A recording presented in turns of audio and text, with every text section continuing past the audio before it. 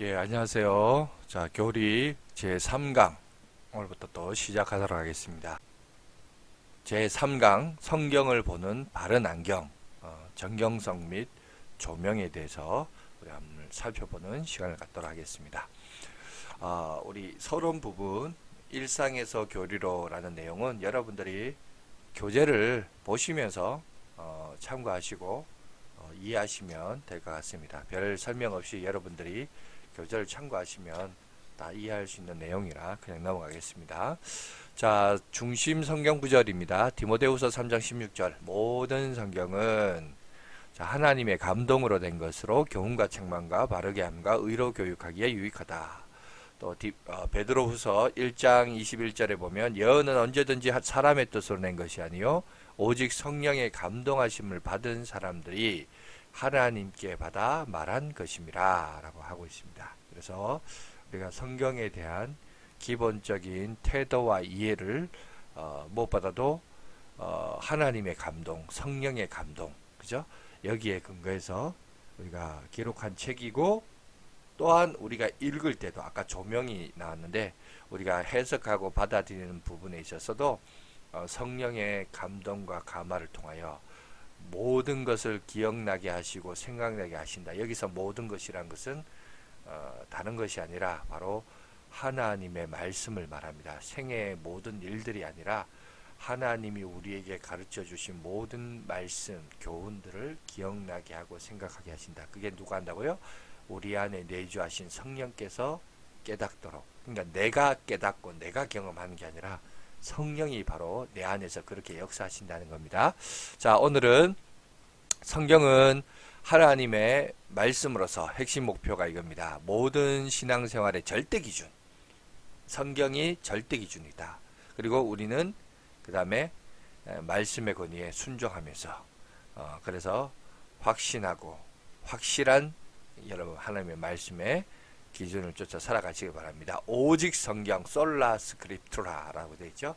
이게 어디서 나왔냐면 종교개혁할 때 종교개혁의 5대 표어로 사용됐습니다. 솔라 스크립투라 오직 성경으로, 솔라 그라티아 오직 은혜로, 솔라 피데 오직 믿음으로, 또 이제 솔라란 단어를 안 쓰고 이게 역격으로서 솔리데오 글로리아 영광이 오직 하나님께. 요 솔루스는 이제 주격이 됩니다. 솔루스 크리스투스 오직 그리스도께서. 그래서 보통 이제 5 솔라 이렇게 하는데 정확하게는 문법적으로 격이 어디냐에 따라서 이제 솔리는 역격이고 솔루스는 주격으로서 이제 원래는 기본형이 솔라지만 어미가 조금씩 바뀌어진다라는 것을 여러분들이 좀 이해하시면 되겠습니다. 자, 오늘 배울 내용은 성경의 신적 권위, 그리고 성경의 특성들, 정경성, 그 다음에 계시와 영광과 조명, 그 다음에 조명의 역사에 대해서 잠깐 한번 살펴보는 시간을 갖도록 하겠습니다. 자, 성경의 신적 권위란 뭐냐? 성경이 하나님의 말씀이라는 것을 어떻게 알 수 있는가라는 말로, 자, 성경의 권위란, 자, 정의를 내리자면 성경에 있는 모든 말씀은 하나님의 말씀으로서 모든 신앙적인 논리와 행동의 최종적인 판단 근거가 된다. 그래서 사실 여러분 우리는 절대 기준이 있어요.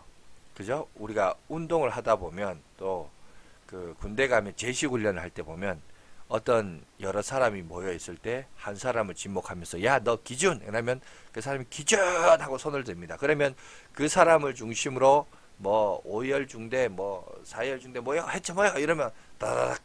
왜? 기준이 있다 보니까. 여러분 우리 인생도 보면 기준이 있어야 돼요. 근데 그 최종적인 판단 근거가 되는 기준이 뭐냐? 그건 하나님의 말씀이에요. 그런데 오늘날 우리들이 살아가고 있는 이 사회는 또 정신적인 개념과 문화는 이게 보이면 상대적 기준이에요. 상대적 가치고 또 윤리도 상황 윤리예요. 다시 말해서 어떤 절대적인 기준과 관점이 아니라 그때 상황에 따라 상대적인 관점과 해석에 따라 다르게 봐야 된다. 그래서 이따가 뭐 우리 외경이나 위경에 대해서도 공부하겠지만 이단에 대해서 우리가 얘기할 때 이단이라고 하는 것은 그거는 너무 기득권을 가진 종교가 다른 어떤 나와 생각이 다르고 입장이 다르다고 맹목적으로 비난하는 입장이다. 왜? 그 사람의 입장도 들어줘야 된다. 그 사람의 말도 들어보면서 그 사람도 그 사람이 가지고 있는 생각과 모습을 인정해줘야 된다. 이런 상대적 가치를 주장하는 시대입니다. 그러니까 어떤 거에 대한 절대적인 건 없다라고 얘기하는 참 애매모호한 시대로 우리를 끌고 가고 있어요. 물론 소수 약자의 의견을 존중해주고 가치를 존중해야 되는 것은 맞지만 그렇다고 절대 기준이란 건 없다. 뭐든지 통계고 그 통계에서 가반수가 되는 그 상황으로 몰고 가고 그렇지만 소수도 어느 정도 존중해. 이런 관점으로 여러분 옳고 그름을 판단하면 안 되죠. 그죠? 그러니까 뭔가 어떤 절대적인 기준이 있고 그 기준에 반하느냐 준하느냐 이거를 봐야 되는데 오늘날 사람들은 가치와 어떤 그 가치의 척도에 있어서 절대적인 기준이란 것 자체를 부정합니다. 다 상대적이란 거죠.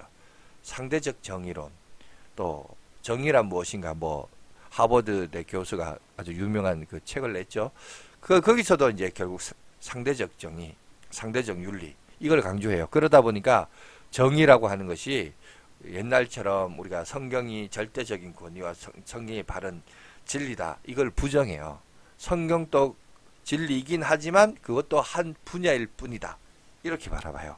그러니까 해석이 정말 앞으로 요즘 사회는 모호한 세상입니다. 왜? 절대적인 게 없으니까. 그죠? 그러니까 우리가 이 부분에 있어서 정말 지혜를 가져야 돼요.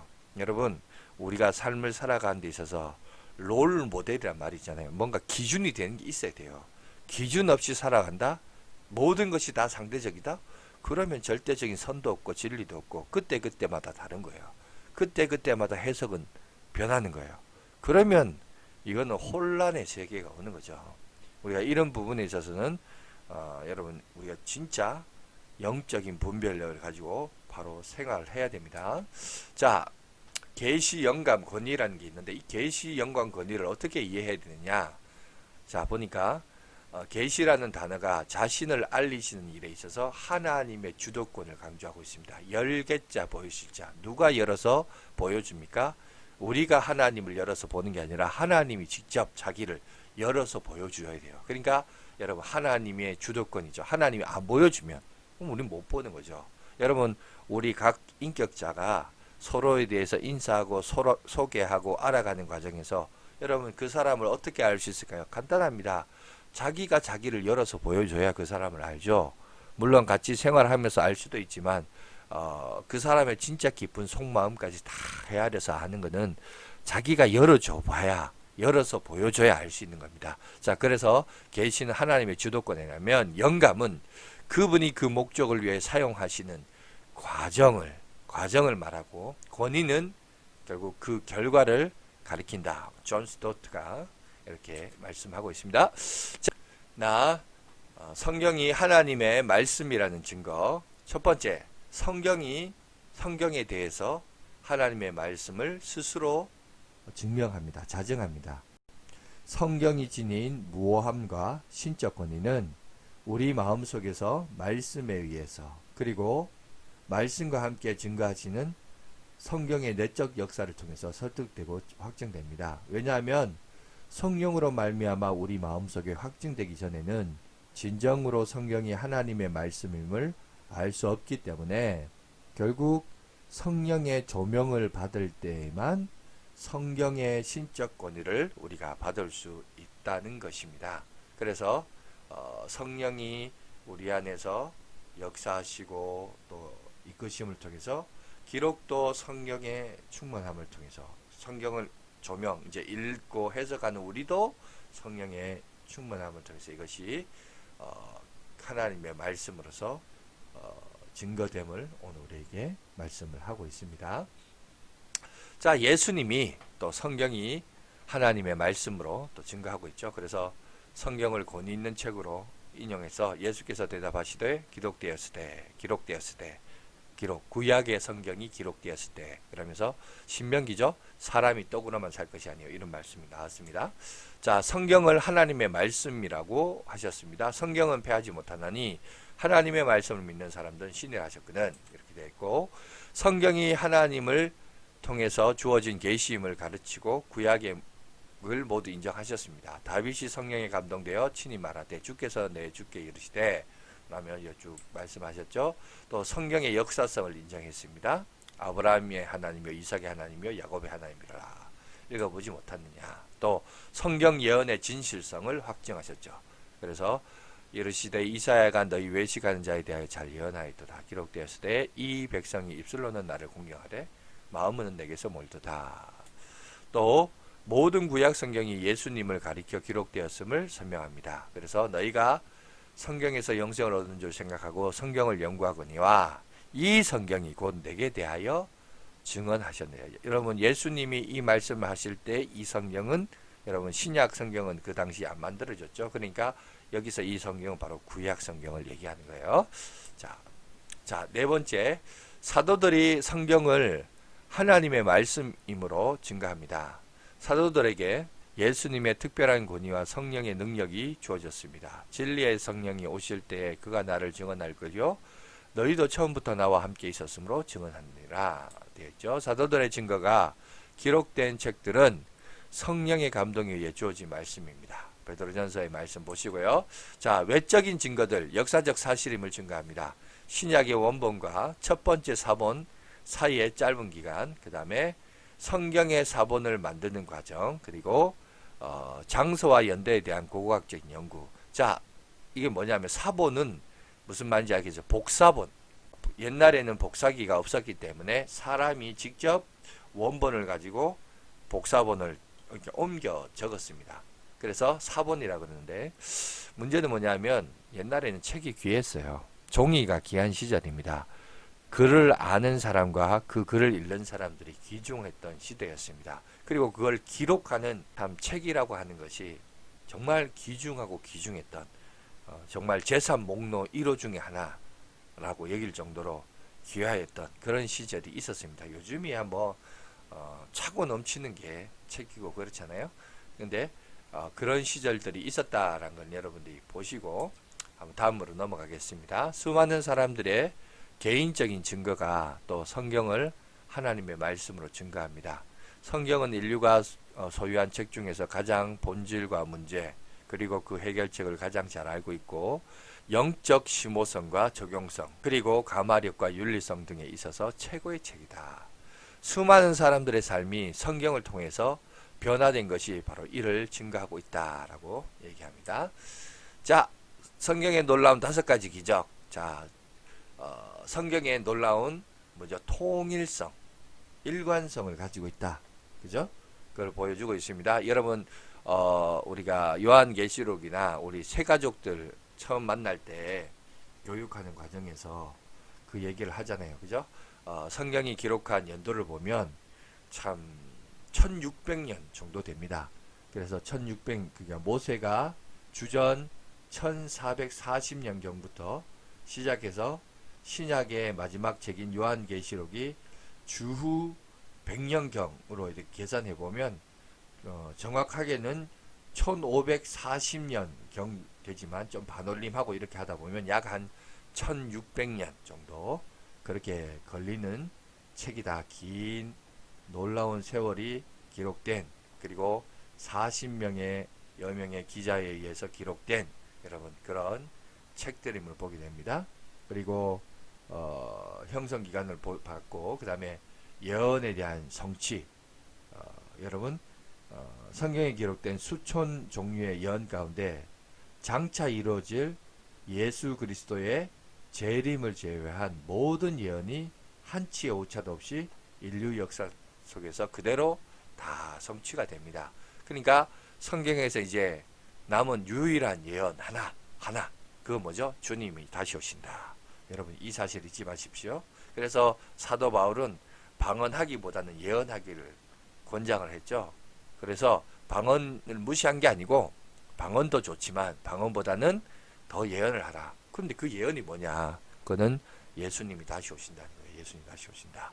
여러분 그렇습니다. 그 다음에 네 번째가 성경의 놀라운 생명력입니다. 역사 속에서 수많은 권력자들의 박해와 각종 그릇된 이론들의 도전에도 불구하고 여러분 성경은 현재까지 전승되어 놀라운 생명을 가지고 있습니다.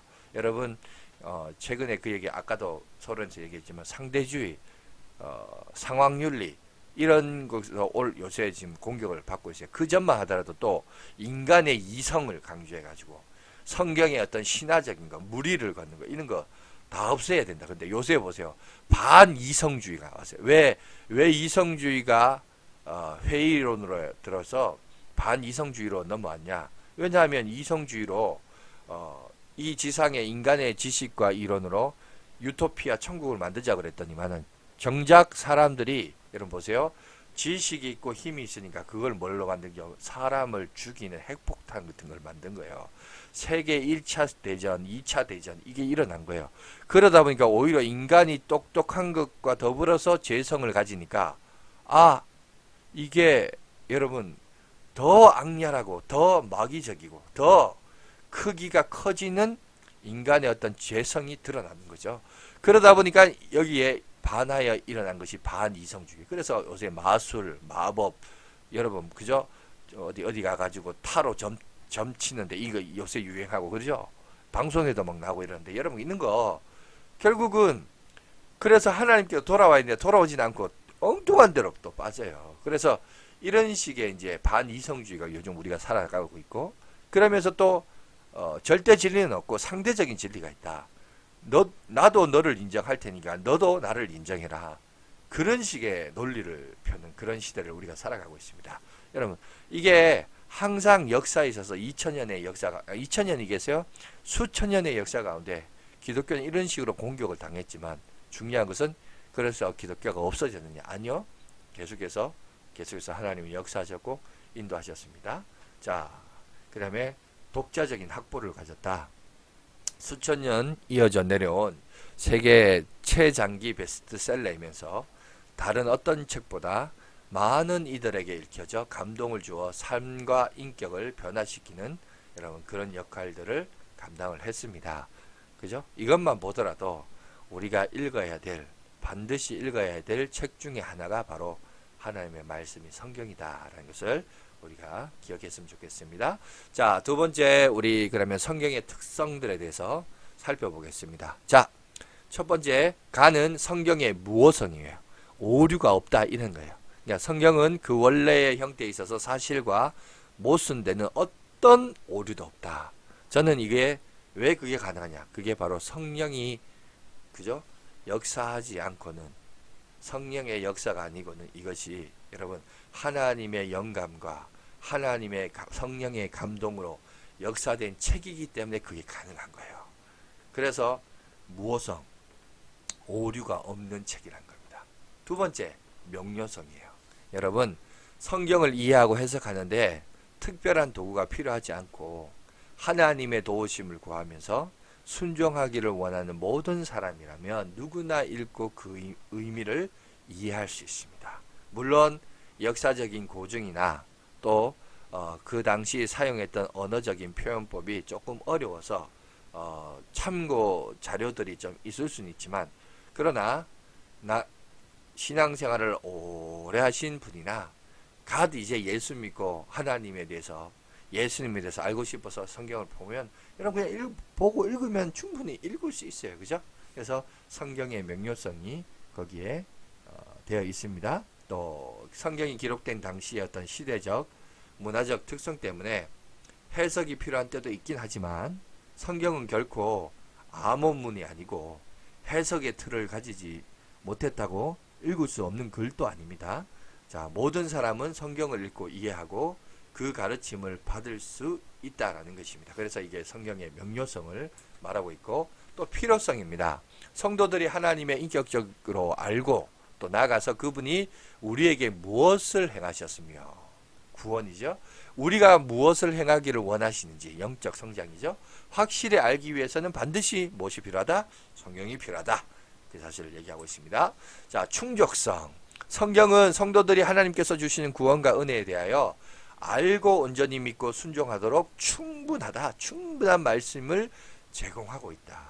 그러니까 성경만큼 그죠? 우리 가운데 충족시킨 것이 없어요. 그래서 성경은 무어하시고 오류가 없고 명료하고 잘 가르치고 또 우리에게 필요하고 또 우리를 자라나게 하고 구원 얻는데 또 영적인 삶을 살아가는데 충족하다. 그걸 오늘 우리에게 말씀하고 있습니다. 자, 계속해서 우리 정경에 대해서 한번 살펴보겠습니다. 정경이 있고요, 외경이 있고요, 위경이 있습니다. 그런데 우리는 개혁주의 교회는 정경만 하나님의 말씀으로 우리가 인정하고 있습니다. 정경이 뭐냐? 하나님의 영감으로 기록된 말씀으로 권위를 인정받는 것을 의미합니다. 즉 성경에 속하는 모든 책의 목록을 가리킵니다.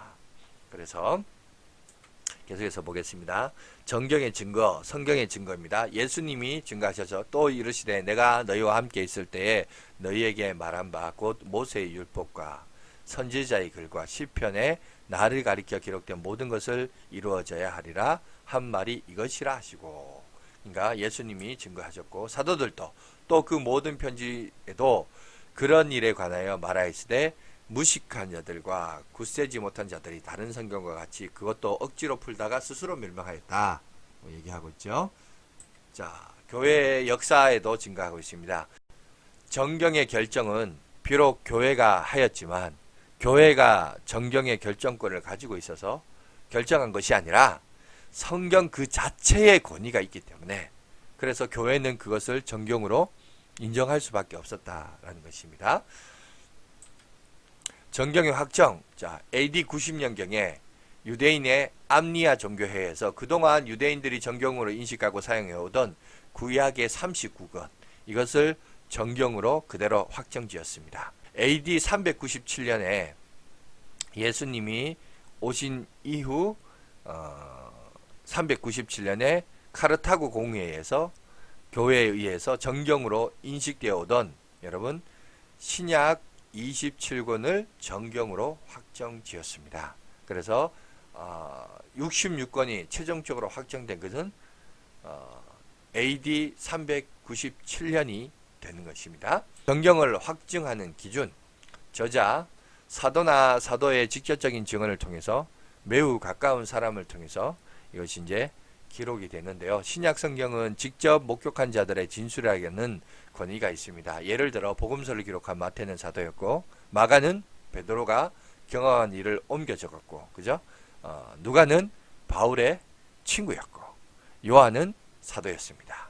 그래서 여기서도 보면 저자와 또 예수님과 또 사도들과의 관계가 다 이렇게 얽히고 설켜 있습니다. 그런데 좀 약간 직접적인 관련성을 가지고 있다라는 것을 봤을 때 정경성을 확정하는 기준이라고 보겠습니다. 내용, 진리의 가르침과 일치하고 있느냐, 그것도 중요하죠. 가까운 사람이 썼다고 무조건 믿는 게 아니라 그 내용적인 부분들도 우리가 파악을 해야 됩니다. 그리고 초대교회가 그것을 인정하느냐, 그리고 정경을 믿을 때 구원에 이르고 실천할 때 하나님의 은혜를 경험하느냐, 그것을 봤다는 거죠. 구원에 이르고 하나님의 은혜를 경험하느냐, 이거에 의해서 정경의 기준으로 세웠다는 겁니다. 하나님의 능력의 증거, 푸른 마르고 꽃은 지르나 우리 하나님의 말씀은 영원히 서리라 하라. 이사야 40장 8절에 있는 말씀이죠. 자, 그러면 정경으로 책되지 않은 외경은 뭐냐? 외경이란 개신교는 구약 39권과 신약의 27권 총 66권만을 하나님의 말씀 곧 정경으로 받아들였습니다. 개신교는 카톨릭이 받아들이고 있는 7권의 책 외경이라고 부르고 기독교의 교리를 규정하는 표준으로 받아들이지 않습니다. 카톨릭은 교회의 정통도 교회가 역사와 전통에 의해서 내려온 이것도 그만큼 성경의 권위만큼 인정해야 된다.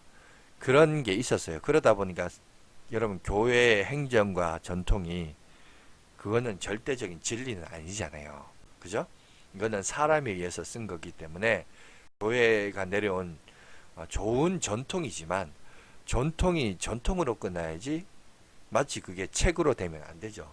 덕이 되는 것은 덕으로서 받아들여야지. 그게 덕이 마치 무슨 성경의 한 분야이다 라는 식으로 얘기하는 것은 지혜롭지 못하는 방법이라고 생각합니다. 자, 왜 외경이 정경에 포함될 수 없나?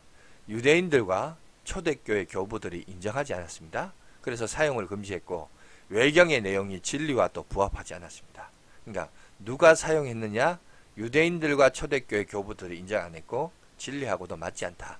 자, 결론. 외경 안에는 좋은 내용들도 포함되어 있지만 너무 미신적이고 비도덕적인 내용들과 황당한 내용들이 많이 수록되어 있습니다.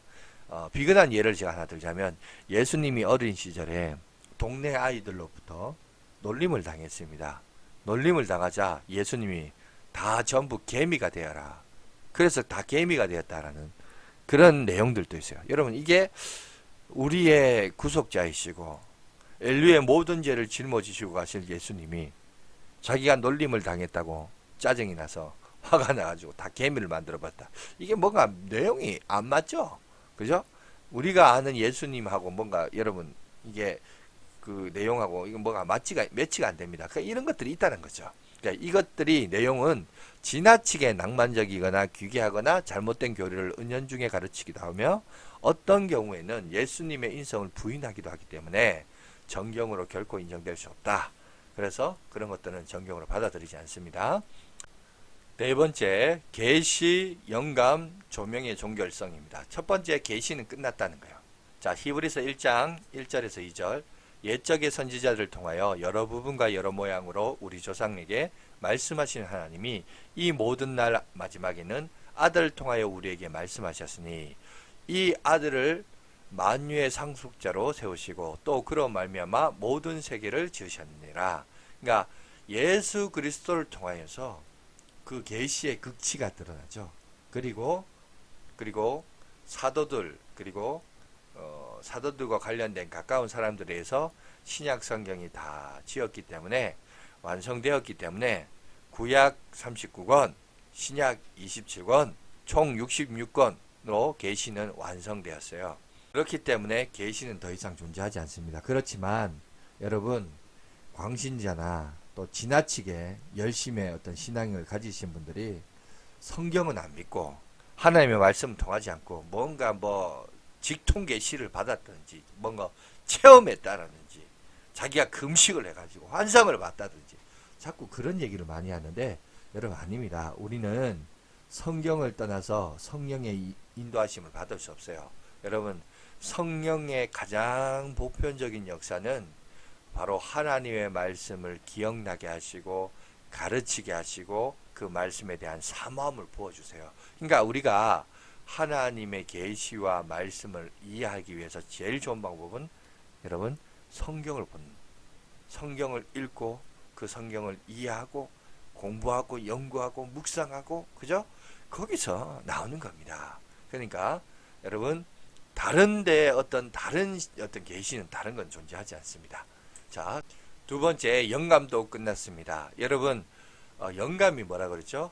성경을 기록할 때에 저자들에게 오류나 실수가 임하지 않도록 성령이 그 사람 위에 임하셔서 물론 그 사람이 쓰는 언어적인 표현, 지적인 수준, 관심사, 그 시대적인 흐름 이것들을 다 개입해서 역사하지만 그러나 그 사람이 가지고 있는 특성을 활용하지만 그러나 그것이 잘못된 오류로 빠지지 않도록 하기 위해요. 성령이 그 사람을 통해서 역사하십니다. 그러니까 66권이 완성되었기 때문에 영감도 끝이 나는 거죠. 그 다음에 조명은 지금도 진행 중입니다. 조명은 여러분 다 성령의 충만함으로 기록되었으니까 성경을 읽고 해석하는 우리도 예수 그리스도를 구주라 영접하고 그분을 경외하며 그분을 어떻게든 잘 섬기고자 하는 그 마음을 가지고 성경을 읽고 해석함에 있어서 우리가 읽고 해석하는 역사를 조명이라고 그러거든요. 이것은 오늘 또 우리들이 그죠? 읽고 해석함에 있어서 지금도 진행 중에 있다라는 것입니다. 이해가 되시죠? 자, 조명의 역사. 조명의 주체는 하나님입니다. 두아디라시에 있는 자색옥감 장사로서 하나님을 섬기는 루디아라 하는 한 여자가 말을 듣고 있을 때에 주께서 그 마음을 열어 바울의 말을 따르게 하신지라. 오늘 보니까 루디아라는 사람이 자주색 옷감 장사로서 그냥 바울의 말을 들었는데 그게 인간의 말이 아니라 하나님의 말씀인 줄 알고, 그죠? 그 마음이 열려졌는데 자기가 연 게 아니라 오늘 보니까 주님이 그 마음을 열게 하셨다는 거예요. 그냥 하나님의 역사, 주님의 역사이심을, 성령의 역사이심을 우리 가운데 보여주고 있습니다. 자, 결론. 조명의 역사는 우선적으로 하나님의 주권에 달려 있습니다. 여러분, 우리가 노력한다고 해서 얻는 것은 또 아니다. 그러나 하나님의 자녀라면 누구나 이러한 조명을 힘입을 수 있다는 것입니다. 여러분, 제가 수요 예배 때 잠깐 그 얘기했는데 운명론이냐 결정론이냐. 여러분, 운명론도 많고 결정론도 맞는 거예요. 그죠? 하나님을 안 믿는 사람이 성경을 본다고 그게 노력한다고 되는 것도 아닐 뿐더러 반대로 하나님이 그에게 허락해 주셔야 되죠. 주권적으로. 하지만 또 하나님의 자녀지만 또 우리가 게으르면 안 돼요. 영적으로 게으르면 안 돼요. 거기에 그 안에서 내가 열심을 내어서 정말 결정론자처럼 내가 열심을 내서 내가 할 수 있는 한 추구하면, 부지런하면, 게으르지 않고 부지런하면, 그죠? 하나님에 대한 밝은 이해와 더불어서 이 시대의 마지막 세기, 마지막 주자로서 주님 앞에 쓰임을 받을 수 있습니다. 아무쪼록 여러분, 그런 부분에 있어서 자, 하나님의 주권과 인간의 노력이 어느 한쪽에만 기울어져 있으면 안 돼요. 너무 주권만 강조해서 피동적이고 수동적이어도 안 되고, 그렇다고 너무 인간의 어떤 결정론에만 주정해서 그래서 하나님의 권위까지 가서는 안 되고, 내가 노력은 하되 노력하는 한계도 있고, 그죠? 하나님의 은혜를 주셔야만이 그 은혜 안에서 내가 열심히 노력했을 때 그 결과물이 나온다. 이걸 여러분, 우리가 기독교적인 관점입니다. 이거를 봤으면 좋겠어요. 조명의 목적과 대상입니다. 목적은, 조명의 역사는 말씀을 깨닫게 되고 믿게 되고 즐거워하고 그 말씀에 순종하게 됩니다. 단순히 억지로 인색함으로 하는 거 아닙니다. 하나님의 여러분 믿음의 삶은 깨달음을 통해서 믿음과 그 다음에 그 안에 즐거움과 순종이 오게 됩니다. 그죠? 여러분, 기독교 역사는 군대 역사가 아니에요. 기독교 역사는 억압의 역사도 아닙니다. 그래서 참 그게 인간적인 마음으로 볼 때는 참 더딥니다. 군대처럼 막 몽둥이가 오고 체벌이 오고, 그죠? 뭔가 어떤 원하는 목적들을 가지 않았을 때 따라오는 이게 있으면 인도자의 입장에서 뭔가 일들이 빨리 진행돼서 보기는 좋은데, 그런데 그게 하나님이 원하시는 모습은 아니에요. 그러니까 성령께서 스스로 그 마음속에 부어주셔야 되고 깨닫게 하셔야 돼요. 그 마음문을 열게 해주셔야 돼요. 목회자도 또 영적인 인도자도 열심을 가지고 하긴 하는데, 중요한 것은 그걸 깨닫게 되도록, 믿게 되도록, 그 안에 즐거움과 순종이 오도록 하는 것은 이 하나님이 역사해 주셔야 돼요. 그래서 역사해 주셔야 되고, 하지만 또 나는 나대로 내가 해야 될 일 열심히 하면 돼요. 그리고 결과는 하나님께 맡겨라. 그죠? 그런 삶을 살아야 됩니다. 대상, 조명의 역사는 특별한 성도에게만 해당되는 것이 아닙니다.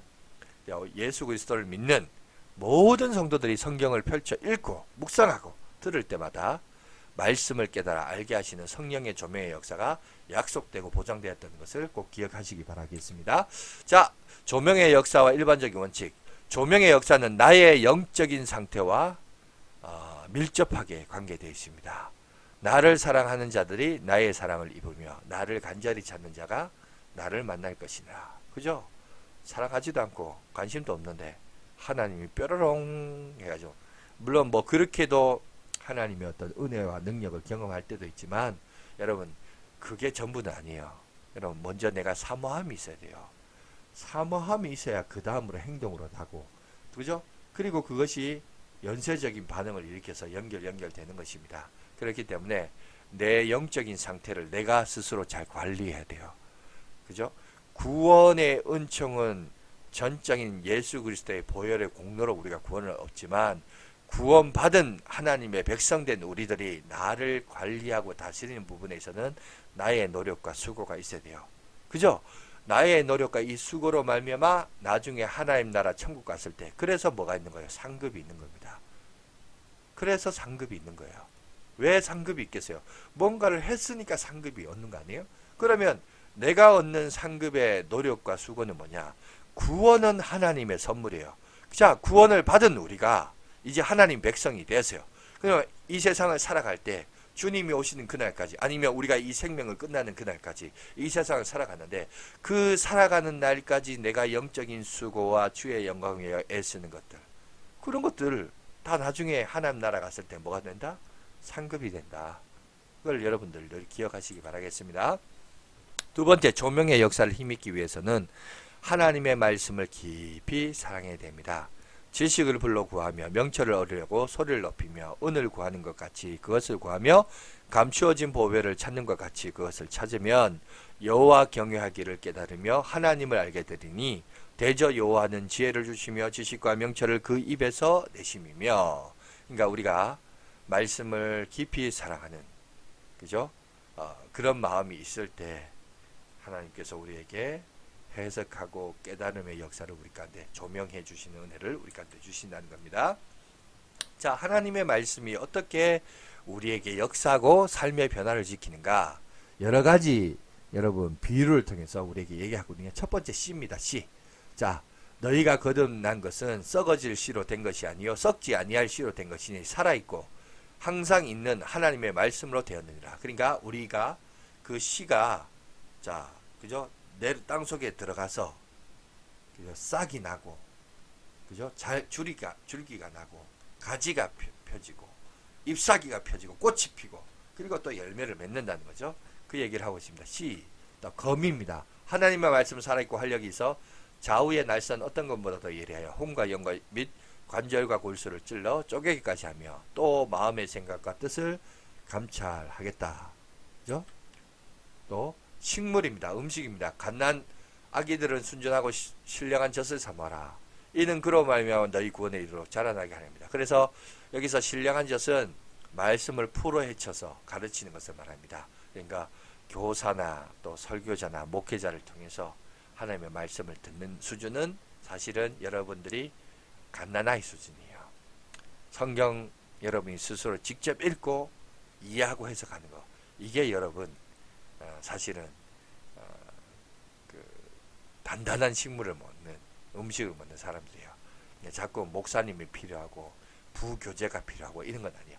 여러분 직접 말씀을 가까이 읽는 것이 중요합니다. 예수께서 대답하여 이르시되 기록되었으되 사람이 떡으로만 살 것이 아니요 하나님의 입으로부터 나오는 모든 말씀으로 살 것이라 하였느니라 하시니, 이 만나 얘기를 하면서 이 신명기에 나오는 해석이거든요. 그걸 예수님이 인용을 하셨는데 결국은 무슨 얘기입니까?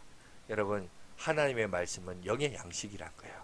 사람이 먹어야 힘을 쏟고 자라는 듯이 우리 안에 있는 영적인 사람도 여러분 먹어야 돼요. 근데 뭘 먹느냐? 하나님의 말씀을 먹는다는 겁니다. 자, 불과 방망이라는 거죠. 여호와의 말씀이니라 내 말이 불 같지 아니하냐, 바위를 쳐서 부서뜨리는 방망이 같지 아니하냐 이랬는데, 하나님의 어떤 경고와 또 교훈과 책망의 역할들을 한다는 거죠. 자, 거울입니다. 누구든지 말씀을 듣고 행하지 아니하면 그는 거울로 자기 생긴 얼굴을 보는 사람 같아서 제 자신을 보고 가서 그 모습이 어땠는지를 곧 잊어버리거니와 자유하게 하는 온전한 율법을 들여다보고 있는 자는 듣고 잊어버린 자가 아니요 실천하는 자니 이 사람은 그 행하는 일에 복을 받으리라 얘기합니다. 그러니까 마치 우리의 거울과 같아서, 그죠? 거울 속에서 여러분 누구를 봐요? 늘 자기를 많이 보잖아요. 자기 자신을 보지 않습니까? 그러니까 성경을 보면서 여러분 누구를 봐야 돼요? 나를 봐야 돼요. 1차적으로는 성경을 통해서 이거는 내가 나한테 적용되는 말씀으로 봐야 되는데, 요 말씀은 저 이 집사가 들어야 되는데, 오늘 우리 목사님 설교한 요거 저 권 집사가 들어야 돼. 이렇게 얘기하면 안 된다는 거예요. 그러니까 여러분 먼저 이거 나를 바라보는 거울이 돼야 된다. 여러분 그걸 기억하시기 바랍니다. 자, 조명의 역사를 힘입기 위해서는 하나님의 말씀을 영적으로 이해해야 됩니다. 자, 이게 무슨 말이냐? 하나님의 말씀을 영적으로 이해한다는 의미는 구체적으로 무엇을 의미하느냐? 첫 번째, 성령께서 성경을 이해할 수 있게 하신다는 거예요. 그러니까 이게 조명이죠. 이걸 한 단어로 조명이라. 성령께서 성경을 이해할 수 있도록 우리 가운데 역사하십니다. 또 성령께서 성경을 이해할 수 있는 책임을 또 나에게도 맡겨주셨습니다. 여러분, 그래서 부지런해야 돼요. 어떻게 보면 성령께서 깨닫게 하시니까 마치 수동적일 수 있는데 아닙니다. 나도 여러분 책임을 다해서 정 읽고 해석이 안 되면 부교재들이 많아요. 설교문 책들도 많고 정 모르면 목사님께 찾아와서 물어보세요. 그러면 자세하게 알려줄 테니까. 그래서 올바르게 이해하고 해석하는 것이 중요합니다. 자, 조명의 역사를 힘있기를 원하신다면 하나님의 말씀을 정확하게 대해야 되고, 조명의 역사를 힘있기를 원하신다면 하나님의 말씀을 부지런히 연구해야 됩니다. 그죠? 별다른 설명이 필요 없습니다. 자, 이제 마지막으로 교리와 함께 살기. 자, 다음을 나누어 봅시다. 이번 한 주간 나에게 필요한 성경 말씀의 능력은 무엇인가? 여러분, 이거 숙제로 할까요?